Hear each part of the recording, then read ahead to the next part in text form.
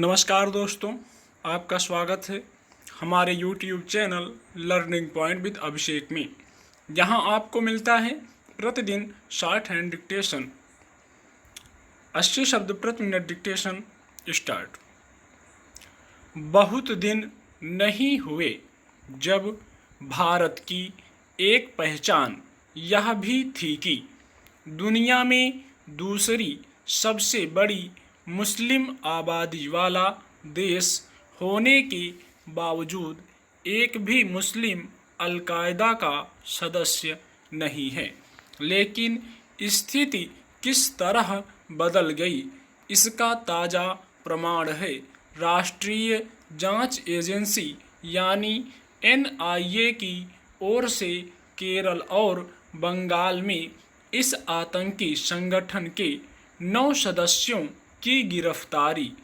ऐसे तत्वों की गिरफ्तारी का यह पहला मामला नहीं। अल-कायदा के साथ साथ एक अन्य खूंखार आतंकवादी संगठन इस्लामिक स्टेट के आतंकी भी गिरफ्तार किए जा चुके हैं। कुछ समय पहले ही बेंगलुरु में इस्लामिक स्टेट के खुरासान गुट के लिए काम करने वाले एक डॉक्टर को गिरफ्तार किया गया था। तथ्य यह भी है कि भारत के विभिन्न हिस्सों से अफगानिस्तान और सीरिया गए कई आतंकी मारे भी जा चुके हैं। इनमें से कई अच्छे खासे पढ़े लिखे और संपन्न परिवारों के थे। गत दिवस केरल और बंगाल से गिरफ्तार आतंकी भी शिक्षित बताए जा रहे हैं। इसका मतलब है कि इस मिथ्या धारणा के लिए अब कोई स्थान नहीं रह गया है कि जहालत और गरीबी मुस्लिम युवाओं को आतंकवाद की ओर मोड़ रही है।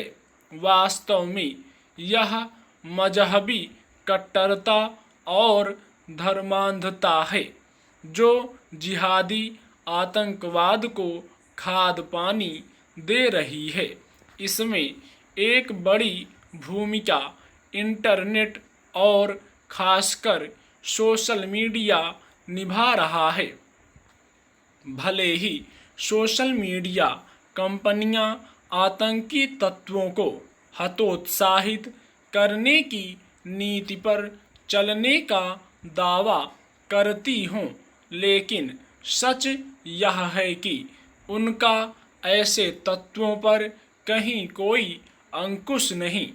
कभी कभी तो यह लगता है कि इसमें उनकी कोई दिलचस्पी ही नहीं कि आतंकी गुट उनका फायदा न उठाने पाएं।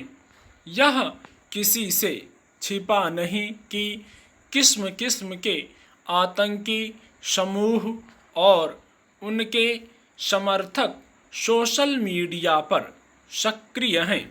केरल और बंगाल से गिरफ्तार आतंकी सोशल मीडिया के जरिए ही पाकिस्तान स्थित अपने आकाओं से जुड़े थे।